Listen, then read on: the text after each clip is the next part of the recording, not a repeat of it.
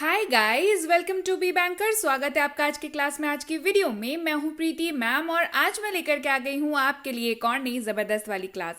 तो क्या होने वाली है आज की क्लास? आज की क्लास होने वाली है सबसे ज्यादा बोले जाने वाले महत्वपूर्ण अंग्रेजी शब्दों के ऊपर जो आपको वाक्य बनाने में बहुत ज्यादा हेल्प करने वाले हैं। तो चलिए आज की क्लास को शुरू करते हैं। तो सबसे पहले उसके पहले अगर आप चैनल पर नए हैं, पहली बार इस क्लास को देख रहे हैं, तो सबसे पहले कर लीजिए चैनल को सब्सक्राइब करते वक्त बेल आइकन जरूर दबा लीजिएगा ताकि जब भी हमारी कोई नई क्लास आए आपको जरूर पता लग जाए। इसके साथ ही आप सीधे सीधे हमारे साथ जुड़ सकते हैं टेलीग्राम पर। टेलीग्राम पर कैसे जुड़ना है भाई? इस लिंक के जरिए जुड़ सकते हैं, इस नंबर के जरिए जुड़ सकते हैं। हमारी रोज की क्लासेस को अपनी फोन तक पाने के लिए, हमारी रोज की अपडेट्स के लिए, हमारी पेड कोर्सेज, फ्री कोर्सेज की जानकारी के लिए और भी ढेरों कुछ के लिए। तो चलिए आज की क्लास को शुरू करते हैं। सबसे पहला शब्द है विल बी, यानी कि विल जो शब्द है उसके साथ तो आप परिचित हैं ही, साथ ही यहां पर विल के साथ जब बी लगता है तो किस तरीके से ये इस्तेमाल होता है ये इस शब्द के बारे में मैं आपको बताऊंगी। विल भी एक ऐसा शब्द है जिसका अर्थ होता है रहा होगा, रहे होंगे, रही होगी। यानी कि किसी भी हिंदी वाक्य में अगर आपको दिखता है रहा होगा, रहे होंगे या रही होगी तो आपको उसके अनुवाद में विल बी शब्द का इस्तेमाल जो है वो करना है, ये आप जान लीजिए। इसके साथ एक छोटा सा रूल जो विल बी के साथ चलता है वो ये है कि विल बी तभी इस्तेमाल होगा जब सब्जेक्ट के तौर पर आपके पास I, you, we, they, he, she, it या कोई भी नाम हो, यानी कि ये सबके साथ इस्तेमाल हो जाएगा। इन शॉर्ट आप कह सकते हैं। तो चलिए देखते हैं अब इसका इस्तेमाल कैसे होगा। जैसे वह स्टडी कर रहा होगा, ही विल बी स्टडिंग। वह स्टडी कर रहा होगा, ही विल बी स्टडिंग। अगला शब्द है विल हैव। विल के साथ बी का इस्तेमाल आपने देखा, अब हम लोग विल के साथ हैव का इस्तेमाल देखेंगे, जिसके साथ इसका अर्थ हो जाता है चुका होगा, चुके होंगे, चुकी होगी। ये इसका अर्थ होता है। क्या अर्थ होता है? चुका होगा, चुके होंगे, चुकी होगी, ये इसका अर्थ होता है। इस्तेमाल जी सबके साथ होता है तो ज्यादा दिमाग लगाने की वहां पर जरूरत नहीं है, क्योंकि जब मैं बोलूं सबके साथ होता है तो ये साफ है कि I, you, we, they, he, she, it या किसी भी नाम के साथ ये बहुत ही आसानी से इस्तेमाल हो जाएगा। जैसे वह पढ़ चुका होगा, ही विल हैव स्टडीड। वह पढ़ चुका होगा, ही विल हैव स्टडीड। अगला शब्द है शुड, SHOULD, लेकिन इसको पढ़ते हैं शुड। जी हाँ, एल उच्चारण के वक्त साइलेंट का काम करता है। एल जो है वो साइलेंट रहता है और ये उच्चारण होता है शुड के तौर पर। अर्थ इसका होता है चाहिए। क्या अर्थ होता है? चाहिए। रूल अगेन सेम, सबके साथ इस्तेमाल होगा।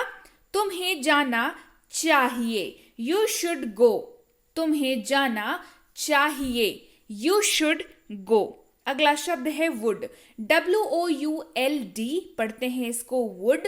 यहां पर भी शुड की तरह एल जो है वो साइलेंट रहेगा और ये वुल्ड नहीं पढ़ा करके इसको वुड पढ़ा जाएगा, क्योंकि यहां पर भी एल क्या है? यहां पर भी एल जो है वो साइलेंट है। इसका अर्थ होता है गा, गे, गी। लेकिन क्या हर वाक्य जिसमें गा, गे, गी आता है उसमें वुड का इस्तेमाल होगा? सो द आंसर इज नहीं। वुड का इस्तेमाल आप उन्हीं वाक्यों के साथ करेंगे, सबसे पहली चीज, जिनके वाक्य के अंत में गा, गे, गी आता हो और वो वाक्य जो है वो संभावना जताता हुआ वाक्य हो। कैसा वाक्य हो? संभावना जताता हुआ वाक्य हो, तो आप वुड का इस्तेमाल करेंगे। जैसे उन्होंने कहा कि वे मेरी मदद करेंगे, they said that they would help me. उन्होंने कहा कि वे मेरी मदद करेंगे, they said that they would help me. बढ़ते हैं आगे। अगला शब्द है वुड बी। क्या शब्द है? शब्द है हमारे पास वुड बी, यानी कि वुड हमने जाना, वुड के साथ बी का इस्तेमाल अब यहां पर हम लोग देखेंगे, जिसके साथ ही इसका अर्थ बन जाता है रहे होंगे, रहे होगे, रही होगी या रहा होगा। ये इसका अर्थ बनता है। क्या अर्थ बनता है? रहे होंगे, रहे होगे, रही होगी, रहा होगा। वह आ रहा होगा, ही वुड बी कमिंग। वह आ रहा होगा, ही वुड बी कमिंग। अगला शब्द है कुड बी, COULD, कुड इसका उच्चारण होता है और इसके साथ बी का इस्तेमाल चलिए देखते हैं। अर्थ आ जाएगा हो सकता था, हो सकता है, और पॉसिबिलिटी यानी कि जो चीज हो सकती है, पॉसिबिलिटी दिखाते हुए वाक्यों में कुड बी का इस्तेमाल करेंगे। जैसे वह अस्पताल में हो सकता है, संभावना जताई जा रही है, पॉसिबिलिटी जताई जा रही है। He could be in the hospital, he could be in the hospital. अगला शब्द है मस्ट, MUST पढ़ते हैं इसको, मस्ट। इसका अर्थ होता है अवश्य चाहिए। क्या अर्थ होता है? अवश्य चाहिए, तुम्हें अवश्य जाना चाहिए। यू मस्ट गो, तुम्हें अवश्य जाना चाहिए। You must go. अगला शब्द है मस्ट बी। क्या शब्द है? Must be. मस्ट बी का अर्थ होता है अवश्य किया जाना चाहिए। देखिए मस्ट के साथ बी का इस्तेमाल हो रहा है, बहुत रेयर इस्तेमाल है लेकिन ब्यूटीफुल इस्तेमाल है। इसका अर्थ होता है सीधे तौर पर अवश्य किया जाना चाहिए, उसे अवश्य गिरफ्तार किया जाना चाहिए। ही मस्ट बी अरेस्टेड, उसे अवश्य गिरफ्तार किया जाना चाहिए। He must be arrested. अगला शब्द है मे बी। क्या शब्द है? May be.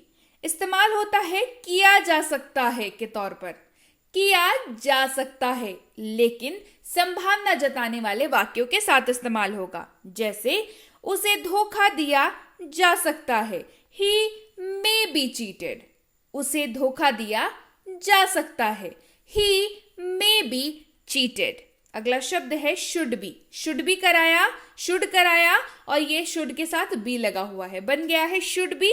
इस्तेमाल होना चाहिए, मतलब इसका अर्थ बता रही हूं, ये इस्तेमाल तो होता ही है ना।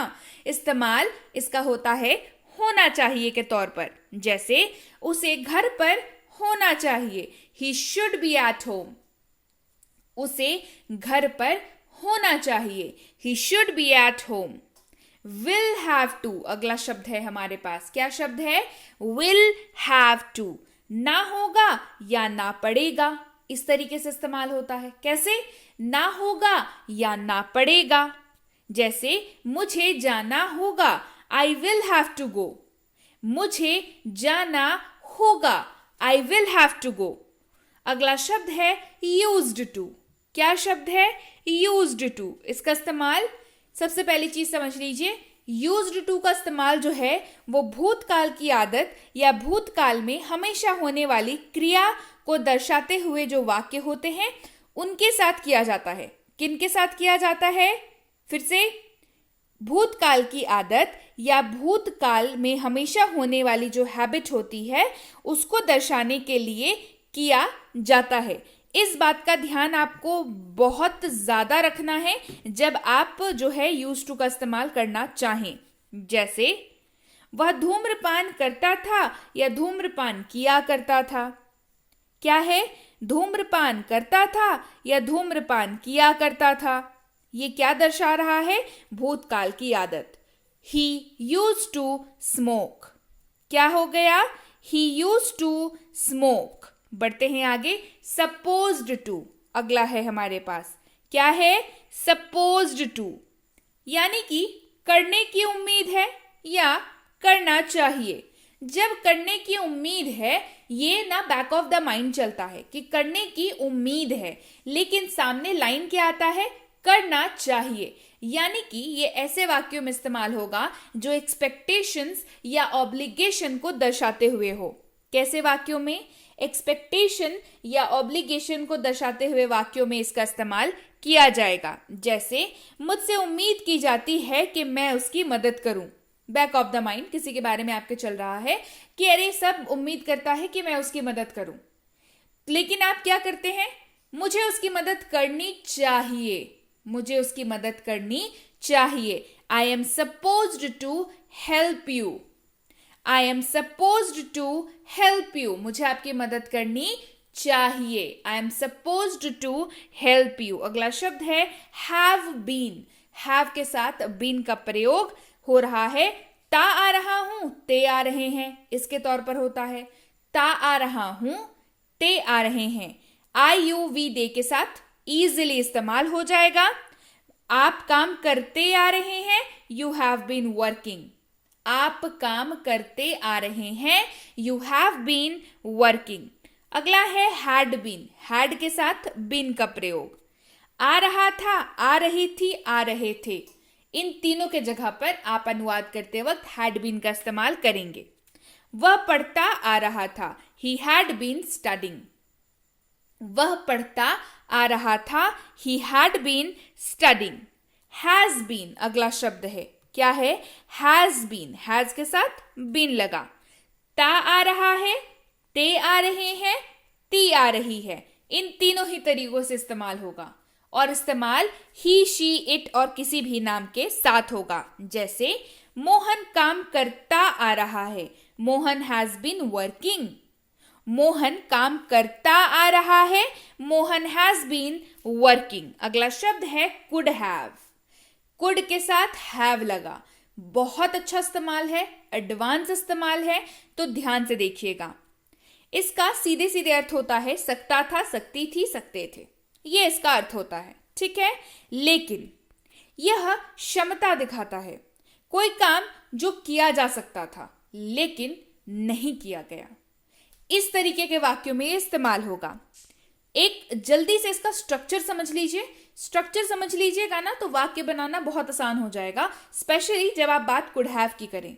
स्ट्रक्चर होगा subject plus could have plus verb का तीसरा फॉर्म लगेगा इसमें हमेशा, और ऑब्जेक्ट अगर वाक्य में रहा तो। जैसे ही could have told me, he could have told मी। उदाहरण देखिए, वह मुझे बता सकता था, वह मुझे बता सकता था। He could have told me. He हो गया सब्जेक्ट, कुड हैव लग गया, टेल का V3 टोल्ड और मी हो गया object. He could have told मी। अगला है शुड हैव। शुड के साथ लगा है हैव, अर्थ होता है सीधे सीधे ना चाहिए था। क्या अर्थ होता है?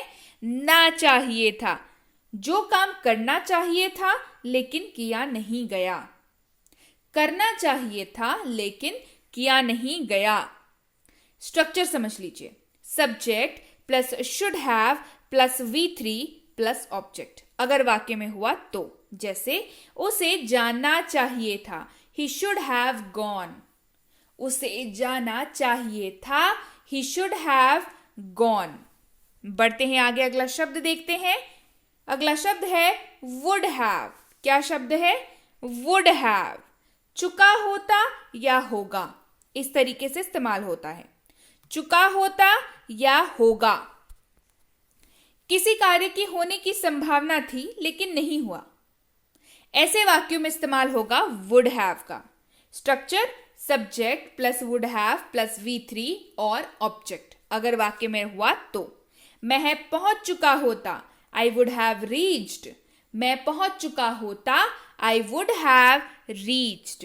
कैन हैव अगला शब्द है, कैन हैव। इसका अर्थ होता है पास हो सकता है। क्या अर्थ है? पास हो सकता है। ये समर्थता यानी कि कैपेबिलिटी को दिखाता है, क्षमता को दिखाता है, समर्थता को दिखाता है। इस्तेमाल से पहले स्ट्रक्चर जान लेते हैं। Subject plus can have plus object, बहुत सिंपल स्ट्रक्चर है, तो टेंशन वाली कोई बात नहीं है ना। बहुत सिंपल स्ट्रक्चर है इसका। इस्तेमाल देखिए, उनके पास कार हो सकती है, दे कैन हैव अ कार। उनके पास कार हो सकती है, दे कैन हैव अ कार। अब देखिए, कार है नहीं है ये तो ना आपको पता ना मुझे पता, लेकिन आप किसी को देख करके, किसी को ऑब्जर्व करके हम लोग ये बात करते हैं ना कि उनके पास, अच्छा इन लोग को देख के लगता है ना कि इनके पास कार हो सकती है, बोलते हैं ना हम लोग दे कैन हैव अ कार। मतलब उनकी समर्थता देखते हुए आपको लगता है कि भैया हो सकती है कार उनके पास, so they can have a car. यहां पर कैन हैव का इस्तेमाल हुआ। जैसे अगला शब्द है यूज्ड टू हैव। क्या शब्द है? Used to have. पास हुआ करता था, पास हुआ करते थे, ये दोनों ही तरीकों से अनुवाद करते वक्त आप यूज्ड टू का, यूज्ड टू हैव का इस्तेमाल आप यहां पर कर सकते हैं। स्ट्रक्चर समझ लीजिए, subject plus use to have plus object.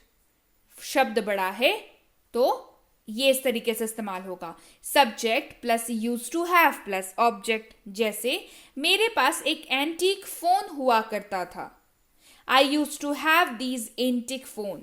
मेरे पास ये एंटीक फोन हुआ करते थे, I use to have these antique phones. Antique phones कौन से होते हैं? बहुत पुराने, जो पहली पहली बार लॉन्च हुए थे, अब यूज नहीं होते हैं, तो उनकी भी अपनी एक खूबसूरती होती है, लोग कलेक्ट करके रखते हैं उनको, है ना।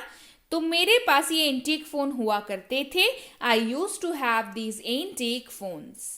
इस तरीके से ये इस्तेमाल होगा, राइट। तो चलिए, ये थी आज की क्लास। उम्मीद है क्लास आपको समझ आई। क्लास समझ आई?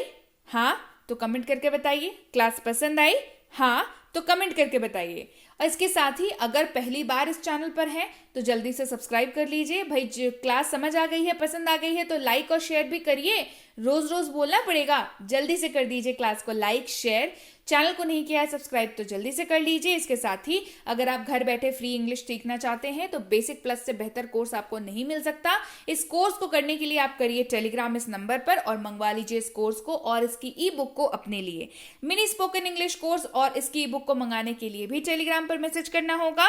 टेलीग्राम पर सर्च करेंगे बी बैंकर, हम लोग मिलेंगे आपको बी बैंकर एजुकेशन सॉल्यूशन के नाम से। मेरा नाम लिखा हुआ दिखे अगर कहीं पर तो वो फेक चैनल है, क्योंकि मेरी क्लासेस आपको सिर्फ और सिर्फ मिलेंगी बी बैंकर एजुकेशन सॉल्यूशन पर, ऑथेंटिक चैनल पर, है ना।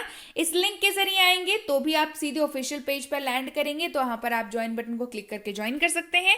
इस नंबर के जरिए आएंगे तो भी ऑफिशियल पेज पर लैंड करेंगे, ज्वाइन बटन को क्लिक करके ज्वाइन कर सकते हैं। हमारी इन तीनों किताबों की अपडेट्स पाने के लिए, हमारी किसी भी पेड कोर्स को ज्वाइन करने के लिए, जैसे कि प्रीमियम स्पोकन इंग्लिश का कोर्स है, बेसिक इंग्लिश ग्रामर का कोर्स है, बेसिक इंग्लिश रीडिंग का कोर्स है। बेसिक है, बेसिक क्लियर होगा। प्रीमियम है, प्रीमियम लेवल का कोर्स होगा।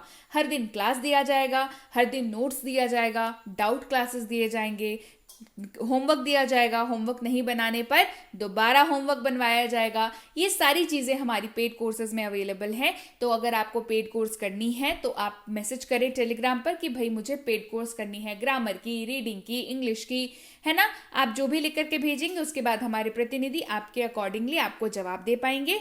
इसके अलावा अगर आपको फ्री कोर्स भी करनी है तो भी आपको सिंपली लिख के भेजना है कि भाई मुझे तो फ्री कोर्स करनी है, तो आपको हमारे प्रतिनिधि फ्री कोर्स भेज दिया करेंगे। दोनों ही सूरतों में आपको जवाब मिलने में लगभग 12 से 48 घंटों का वक्त जो है वो लग जाता है। तो कृपया प्रतीक्षा करें और अगर मैसेज कर दिया है निश्चिंत हो जाएं, आपको रिप्लाई जरूर जरूर मिलेगा। क्लियर हो गई बात?